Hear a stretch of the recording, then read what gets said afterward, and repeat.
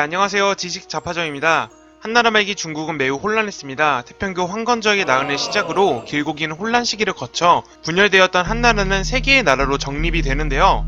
이 시기를 여러분도 잘 알고 있는 삼국지라고 합니다. 소설 삼국지 연의의 주인공으로 나오는 유비는 항상 조조에게 패하고 도망다니다가 208년 적벽대전에서 송건과 함께 조조에게 대승을 하였는데요.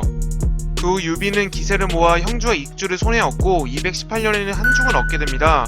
하지만 형주를 얻어야 하는 오나라의 지리적 구조 때문에 오나라는 총나라의 동맹을 파기하고 위나라와 함께 형주를 공격하게 되는데요. 이 과정에서 총나라 개국공신이었던 관우가 사망을 하게 되고 유비 또한 223년에 병사함으로써 총나라는 극심한 내부의 혼란을 맞이하게 됩니다.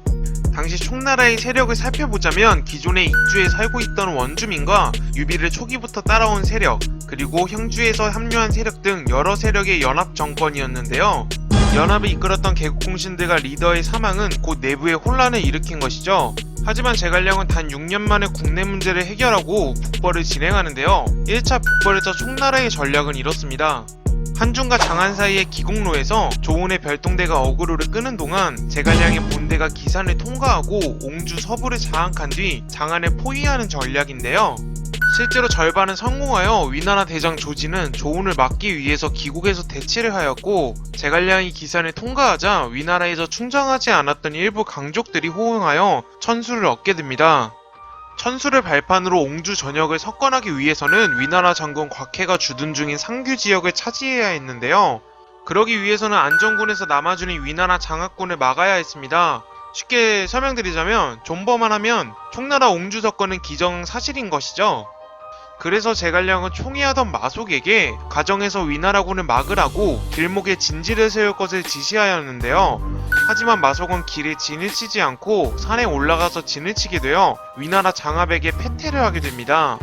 이 사건으로 제갈량이 1차 북벌은 최종적으로 실패하게 되는데요. 마속은 왜 가정에서 길목이 아닌 산에 진을 쳤을까요?